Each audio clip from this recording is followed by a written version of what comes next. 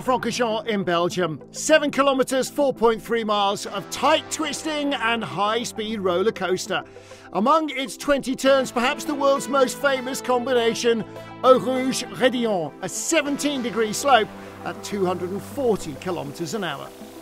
So the penultimate round of the Michelin Le Mans Cup series could be among the trickiest. With its capricious weather conditions, Spa is always a massive challenge. So we asked our points leaders how they felt about being here, starting with Julien Gerby from Team Virage.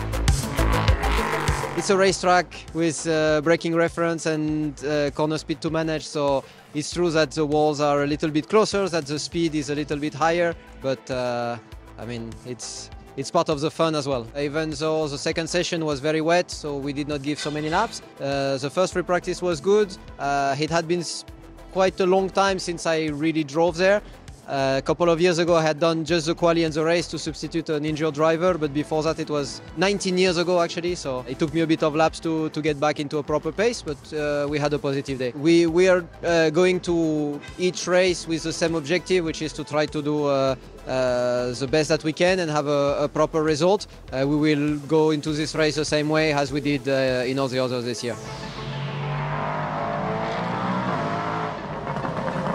Yeah, it's been a typical Spa week so far. It's been cold, it's been warm, it's been wet, it's been dry. So yeah, it's been some tricky conditions. Wet for that last practice session there, but yeah, we've enjoyed it so far. We were very quick on the Wednesday test, and yeah, we've had another competitive day today. We're feeling quite good. It's Spa. You have to deal with whatever this place throws at you.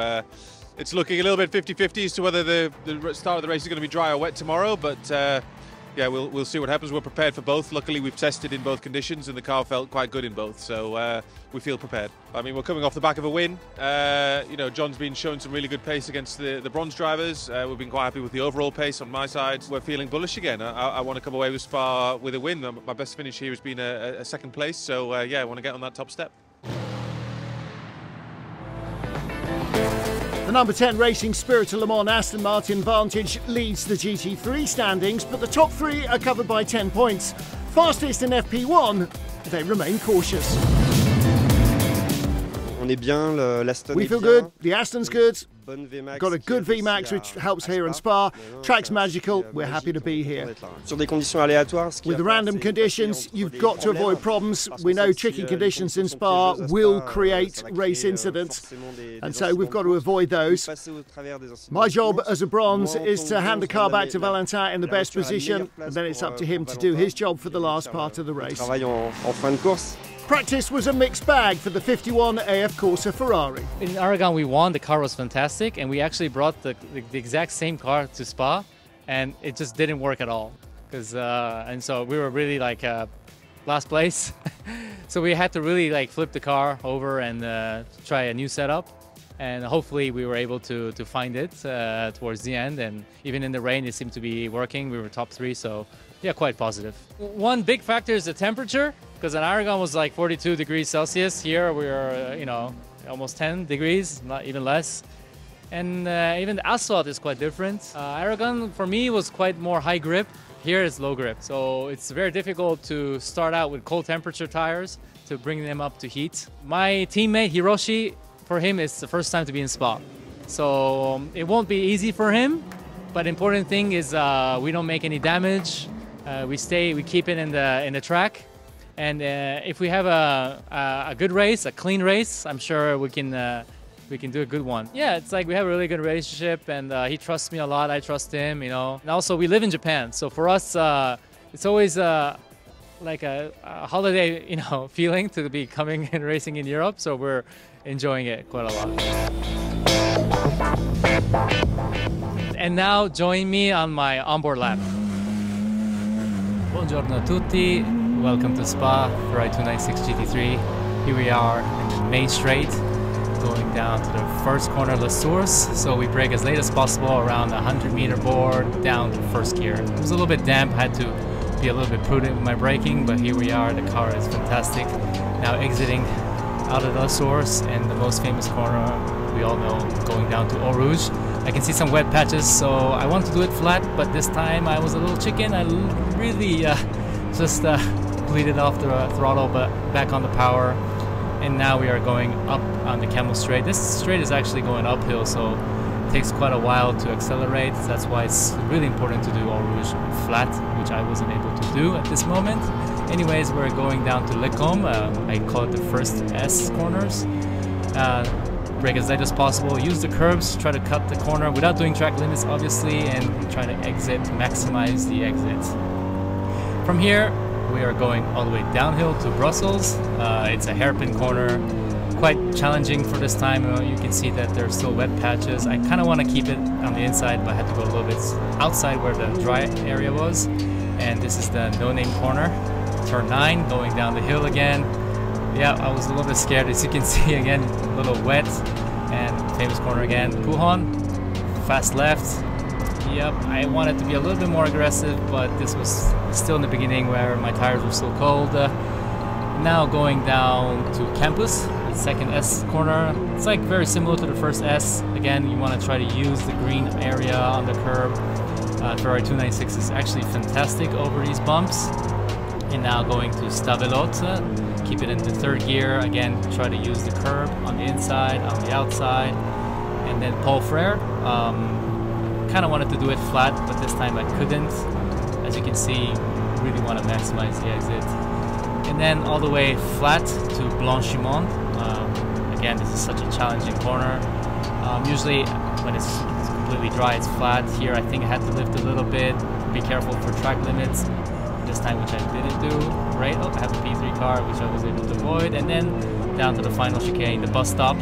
You really want to be clean through these corners, because at the moment you go a little bit too aggressive, you might make a spin. And this was, I think, a fantastic lap of the Ferrari 296 GT3 in Spa. Thank you.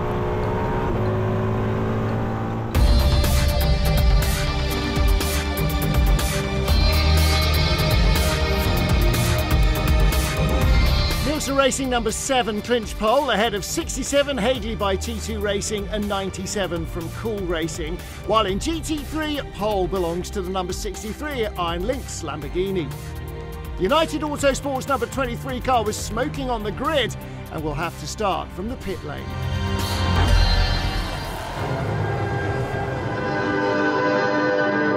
Here we go, ready to go green in Spa. The penultimate round of the series. Tony Wells in the blue Nielsen car covering off the inside line. Not a great start from Peter de Curtins from row 1. He's dropped back about 3 or 4 spots. All trouble, both Team Virage cars spun around. Somebody else in trouble there as well. That's a Cool Racing car. A couple of cars off in the gravel. Well, they've escaped the gravel traps, and it looks like both Virage cars are going. One's missing a rear wing though. Into the pits. Oh no, doesn't go into the pits. Tony Wells the leader from Peter de Curtins, the outside front row starter. Recovered well. Then Nielsen Racing's John Melsom, M Racing's Erwin Creed, and Cool Racing's Adrian Keeler. And still waiting at the exit of the pit lane is United Autosports' John Sharman. Well, at least he missed all that carnage. Unbelievably, looks like we'll get away without a safety car, considering how many cars are involved. So our front row starters remain first and second, and then the Nielsen car in third place. That's come up from 7th on the grid, John Melsom, and there is John Sharman joining. Well, let's take a look again at the start. Let's see, look at the yellow and orange of Team Virage. Now, what happens here? We have a spinner at T15, we have yellow flag at T15, double yellow at T15, we have a spinner on the right-hand side. Trouble a long way further around the lap, but both Team Virage cars hit, and somebody got a second hit again there as well, and that was Oscar Bitter. Well, look, everybody just about overshoots the corner, and then Julian Jerby turns tight on the inside. That is Louis San Juan by the pit wall. Cars off in the gravel as well. Julian Jerby rejoins, but I think, yeah, Oscar Bitter got hit again. Looks like Racing Spirit Le Mans, the number 9 car, is the one that hit him. Well, tough watching from everybody in the garage, unless they sort of escaped from that. And then Oscar Bitter, no rear wing. No wonder he spun at Rédillon. Gerald Kraut, the 22 United car, he had contact. I think he went through the gravel trap as well. Yeah, look, he's barely gone down the straight there. That's a tough start to the day for United. Safety car scrambled. Looks like Gerald Kraut is out. And the 23 car starting from the pit lane. Atop of the picture, Gerald Kraut went through the gravel, and then it looks like a suspension failure on the right front just sent him off onto the grass. And then it's grinding to a slow halt. One turn and their race is over. Safety car then, little bit of clear up work to do. There's Racing Spirit Le Mans, and this is a pit stop driver change. Valentin Assicuro handing over to Arnaud Robin, barely 15 minutes into the race. Let's catch up with Steph Wentworth. I'm with Oscar Bitter, driver of the number 59 Team Virage. We're really sorry about what's happened to your race. Do you mind telling us exactly what happened? Because there was a lot going on in those opening laps. Yes, so sadly. At the beginning, for strategy, we tried to have no risk at all. I was taking care about everything to make some space and not crash anyone. And on the T1, La Source, somebody hit me on the exit, very strong on my rear. And I spun, and then I was trying to get back to the track, and another car come and hit me super hard on the middle of the car, but this is racing, you know. I'm super sad because all my people are here and watching on TV also, and I have compromised with my sponsorship and also my family. It's super hard for me. No worries. Thank you so much. You're welcome. Heartbroken Oscar Bitter, victim of somebody else's accident. Both Team Virage cars spun around in the first corner. The white and blue Auden Gudmundsson turns around Bitter, and it's the number 4 Nielsen car that turns Julian Jerby and Louis San Juan in the Cool Racing entry. And as they're trying to get going, rear wing off Bitter's car on an Inter-Europol car, then he gets hit by Racing Spirit Le Mans number 9. Back to green flag racing with an hour and 21 minutes on the clock. Tony Wells jumping away at the start from Quai de Curtains. Then John Melson, number 4 car that turned around Julian Jerby. M Racing's Erwin Creed ahead of Cool Racing's Adrian Keeler.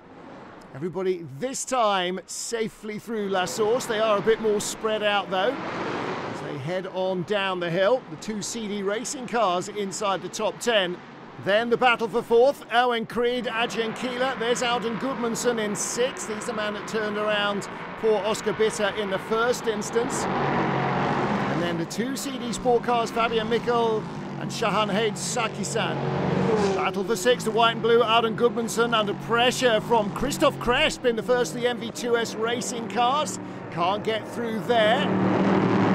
The Icelandic driver is under pressure. And escaping ahead of them is the M Racing Cool Racing battle. Here's Erwin Creed looking to go by John Melson, misjudges it, runs into the back of him as they enter campus. Melson maybe just having a little breath off the throttle or a dab on the brakes to settle the car. And Erwin Creed running right into the back of him. And it is an immediate safety car. Race director with absolutely no question about that. John Melson's car is going to take a while to move. There's debris in the track as well. Look at this, Erwin Creed looks outside, then cuts back to the inside, maybe just misjudging the distance. Maybe John Melson had just started to ease onto the brakes. Either way, contact was made, and heavy contact at that. The safety car has picked up the leader, but he goes straight into the pit lane, and, well, what a surprise, he is not alone. This is the perfect opportunity for everybody to stop now. Can't believe that anybody will not come into the pit lane. This could be a relatively short safety car. Tony Wells, race leader, hits his marks at Nielsen. He'll hand over to Josh Skelton. And as you can see, everybody is in, including Team Parker, who are 14th overall, leading in GT3. Great race from Hagley by T2 Racing. Peter de Curtains hands over to Belgian teammate Brent Verheyen. Look at the jumbled lineup after the pit stops. Half the top 10 are GT3 cars. Green flag, no overtake before the line. So HCR Caffeine 6, and that is Tim Creswick leading. Behind is the Iron Lynx Lamborghini of Vincent Abril. Now he goes by quickly. Tommy Foster, 360 Racing LMP3 car, the blue car in the middle. That is actually second on the road, or was, because the GMB Motorsport Honda is down the inside. And it looks as though Simon Birch is trying to move up to second. Doesn't have the speed down the hill. And Timothy Creswick, the HCR Caffeine 6 Porsche, dropping back with its pink nose. Vincent Abril trying to escape at the front, while Timothy Creswick with the pink nose on his Porsche is being mugged. The AF Corsa Ferrari stuck behind him, and the Stella Motorsport Audi comes a long way round the outside to pick up a place. Up the hill into the lead of the race comes Tommy Foster for 360 Racing. Looks as though Jamie Winslow is next up in the LMP3 cars. But again, the Caffeine 6 car very slow, and I think it's edged the 83 AF Corsa car off into the gravel. It has. So Timothy Creswick struggling for pace. Got another GMB Motorsport car behind him. There's the Thor Racing entry as well. It is such a jumble field of GT3s and much quicker LMP3s, but they're all out of position. And the GMB Motorsport Honda goes by the HCR Caffeine 6 Porsche. Still, that 83 AF Corsa Ferrari is stuck behind.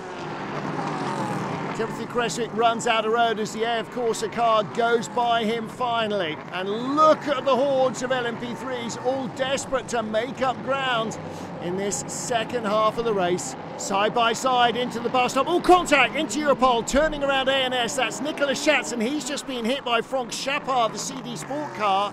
And at least one of those is going to need a rescue, if not both. We may have a safety car. What's going on here? Oh, the Team Thor car. Colin Noble just escapes the gravel, exiting the Piff Paff. That was a close escape. And take a look again. One of the Europol cars tags the ANS car into a spin. And unfortunately, CD Sports' Franck Chapard had nowhere to go. Here's your lead battle again. Tommy Foster really under pressure now from United Autosports' Wayne Boyd. From a pit lane start, the 23 United car is now challenging for the lead. Jamie Winslow, number 3, right behind. Boyd around the outside. Does he make it? He does. Does he stay on? He does. What a pass. Last to the top of the pile. 360 in second, DKR in third, then the number 7 Nielsen car, ahead of Cool Racing and Team Thor. Let's hear from the 4th place Nielsen Racing team. Okay, so Noble and Foster both have drive-throughs in front, so it would be Boyd, Winslow, Drew, and then yourself. So that is the target for Josh Skelton at Nielsen. Oh, and Skelton in the barriers. Out of Les Combes, ran wide onto the curb, spat into the barriers. Their race is over. You okay? Something broke. I had understeer, it get worse and worse, and completely understeered off the track. No doubt about it, the car's absolutely wrecked. Now he'll come into shot right at the top of the picture.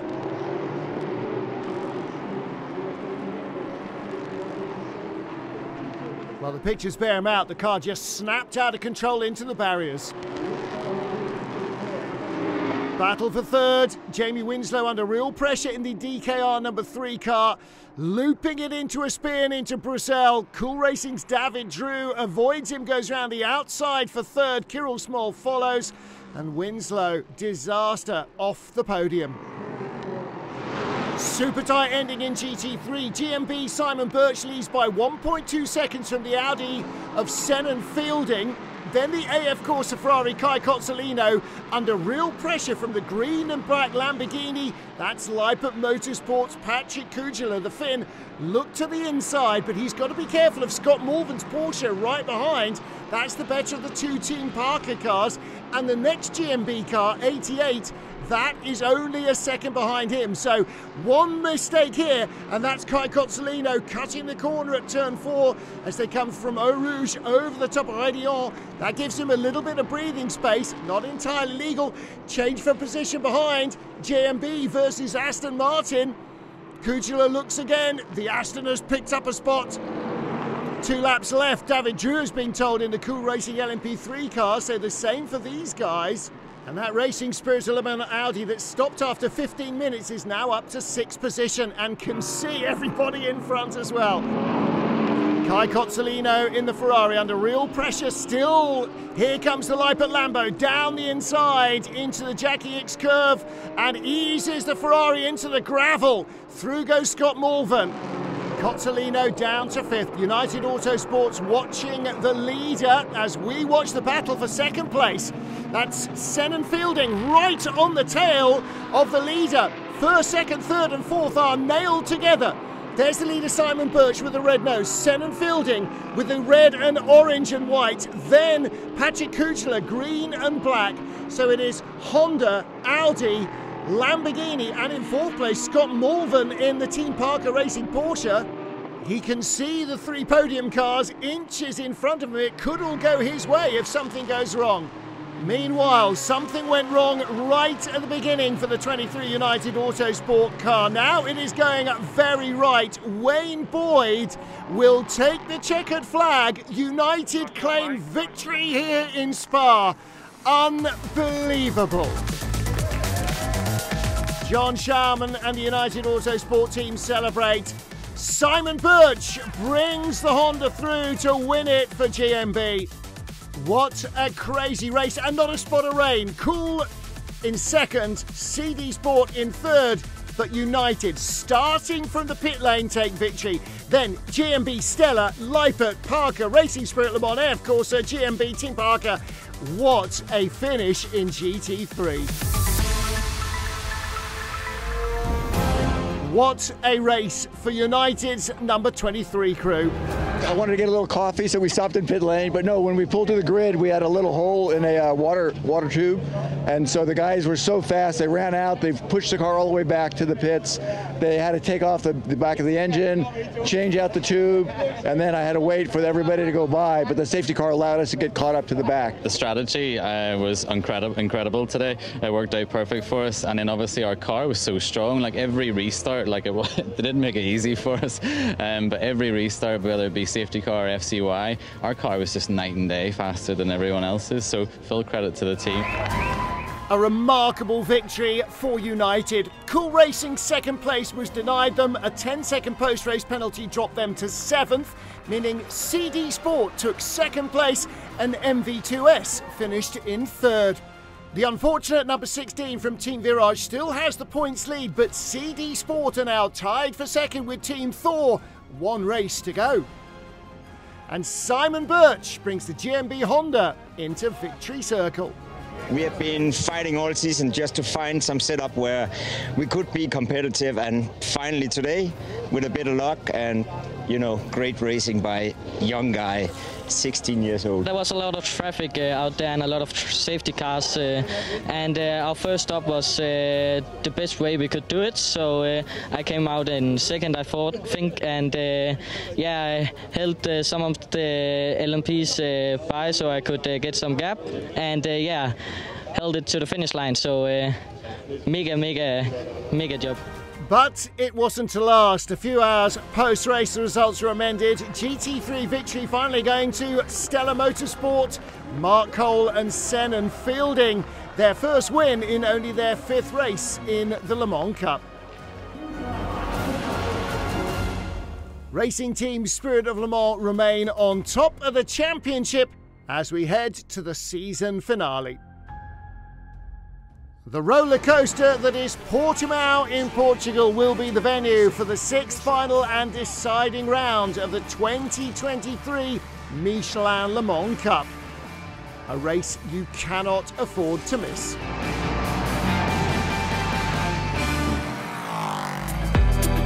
And the 2024 Michelin Le Mans Cup calendar has been announced, starting with the collective tests and race 1 in Barcelona, and with a brand new venue in Italy as well. But before that, we will see you in Portimao.